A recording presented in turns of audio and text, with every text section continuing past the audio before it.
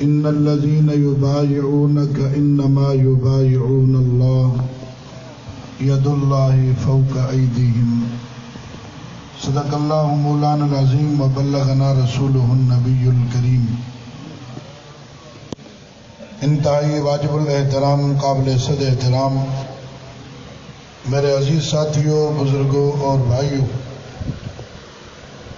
آپ حضرات کی والہانہ محبت کو دیکھ کر انتہائی مسرت محسوس ہوئی، جبکہ پروگرام کا ٹائم میرے خیال میں عصر تک تھا، لیکن چونکہ ہم پہنچے ہی مغرب کے قریب اور پھر اس انداز میں اب تک آپ حضرات کا جم کر بیٹھنا، اس پر آپ حضرات کے ولولے کو، محبت کو خراج تحسین پیش کرتا ہوں۔ مولانا برادر محترم مولانا عبدالجبار حیدری صاحب نے بڑے خوبصورت انداز میں، مدلل انداز میں اور ولولہ انگیز میں آپ حضرات کے سامنے چند باتیں پیش کی۔ حقیقت یہ ہے کہ اس کے بعد مزید کسی گفتگو کی گنجائش نہیں، کیونکہ سفر بھی ہمیں لمبا چوڑا سفر مزید آگے کرنا ہے۔ بس آپ حضرات کے اصرار پر ایک آدھی بات آپ حضرات کی خدمت میں پیش کرنا چاہتا ہوں۔ الحمدللہ ثم الحمدللہ، جس جماعت سے ہم وابستہ ہیں وہ جماعت ہے تحفظ ناموس صحابہ کے عنوان پر، اور یہ کام کوئی معمولی کام نہیں، بلکہ یہ وہ کام ہے کہ رب ذوالجلال نے خود یہ کام کیا، اور اس کے بعد امام الانبیاء، تاجدار الانبیاء، خاتم الانبیاء جناب محمد مصطفیٰ صلی اللہ علیہ وسلم نے بھی یہ کام کیا، اور قرآن کریم اس چیز کا گواہ ہے۔ ایک آیت کریمہ کا ٹکڑا آپ حضرات کے سامنے میں نے تلاوت کیا، اور پورا تفصیلی واقعہ تو آپ حضرات کے سامنے بیان نہیں کر سکتا، ٹائم نہیں ہے، لیکن مختصراً میں آپ کو بتا دوں کہ اس آیت کا شان نزول کیا ہے اور کس موقع پر یہ سورہ فتح کی آیت نازل ہوئی۔ یہ وہ موقع تھا کہ جب صلح حدیبیہ کے موقع پر امام الانبیاء، تاجدار الانبیاء عمرے کے ارادے سے آئے اور حدیبیہ کے مقام پر پہنچ کر حضرت عثمان غنی رضی اللہ تعالی عنہ کو اپنا قاصد بنا کر مکہ میں روانہ کیا کہ جاؤ مکہ والوں سے کہو کہ ہمیں عمرہ کرنا ہے، عمرہ کر کے واپس چلے جائیں گے، لیکن کوئی لڑائی کا فی الحال ارادہ نہیں۔ حضرت عثمان غنی وہاں گئے اور ان کو جا کر بتایا کہ آقا آئے ہوئے ہیں اور عمرہ کر کے واپس چلے جائیں گے، لہٰذا ہمارے لیے مکہ کے دروازے کھولے جائیں۔ مکہ والوں نے کہا عثمان تیرے لیے تو ہمارے دروازے کھلے ہوئے ہیں، مرضی آئے جتنا دل کرے، کعبۃ اللہ کا طواف کرو، صفا مروہ کی سعی کرو اور حجر اسود کا بوسہ لو، زمزم پیو، لیکن تیرے نبی کے لیے اجازت نہیں۔ حضرت عثمان نے کہا کہ اگر میرے آقا کو اجازت نہیں تو اس کے بغیر مجھے طواف کی بھی ضرورت نہیں۔ اس پر حضرت عثمان کو پکڑ کر بٹھا دیا گیا۔ بات یہ مشہور ہو گئی کہ حضرت عثمان کو مکہ والوں نے شہید کر دیا۔ جب آقا تک یہ بات پہنچی، حضور صلی اللہ علیہ وسلم نے جلال میں آ کر اور ایک درخت کے نیچے صحابہ اکرام سے بیعت لی۔ کم و بیش 1400 صحابہ، یہ بھی آتا ہے کہ 1500 صحابہ، الغرض کم و بیش 1400-1500 صحابہ نے حضور کے ہاتھ پہ موت کی بیعت کی کہ عثمان کا بدلہ لیں گے یا تو ہم سارے قربان ہو جائیں گے۔ ابھی حضرت عثمان شہید نہیں ہوئے، ابھی صرف یہ افواہ حضور تک پہنچی، اس پر حضور جلال میں آئے اور حضرت عثمان کی طرفداری کی، حضرت عثمان کی طرف سے کھڑے ہو گئے اور 1400 صحابہ کو اپنے ساتھ ملا لیا. 1400 صحابہ نے حضور کے ہاتھ پہ بیعت کی.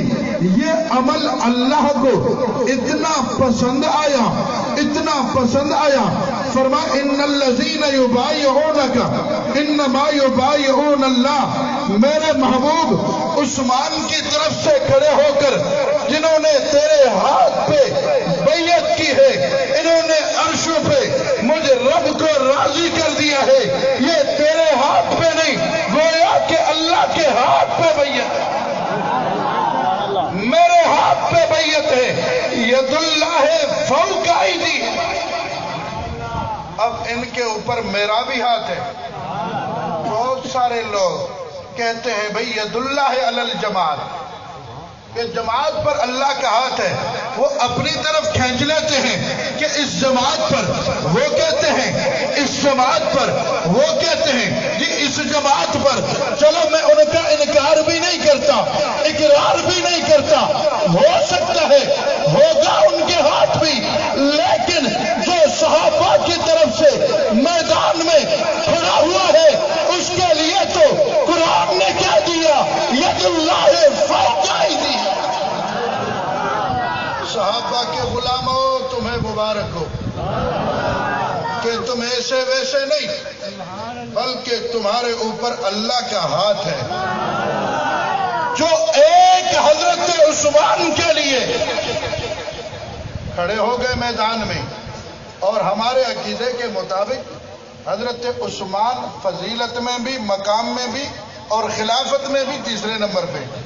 پہلا نمبر حضرت ابو بکر صدیق کا، دوسرا نمبر حضرت عمر کا، اور تیسرا نمبر ہے حضرت عثمان غنی کا، جو فضیلت میں بھی، مقام میں بھی، خلافت میں بھی تیسرے نمبر پہ ہو. اس کے طرف سے جو کھڑا ہو جائے، اس کے لیے جو اس کی بات کرے، اس پر بھی رب کا اتنا انعام ہو جائے کہ رب اس بیعت کو اپنی بیعت قرار دے.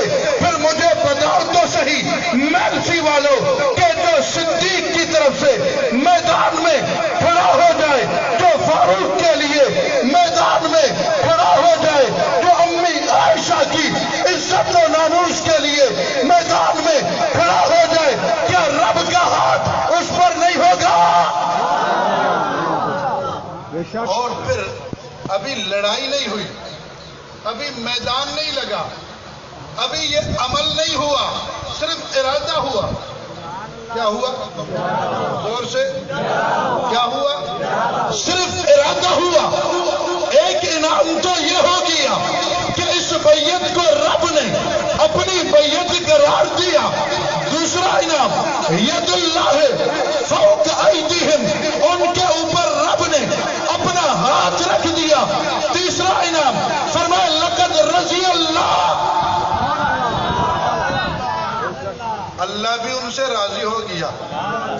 چوتھا انعام ان المومنین، ایمان کی بھی گواہی دے دی. اذ یبایعونک تحت الشجرہ فعلم ما فی قلوبہم فانزل السکینۃ علیہم.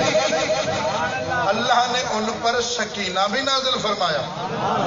اور آسان الفاظ میں بتا دوں کہ سکینہ کسے کہتے ہیں؟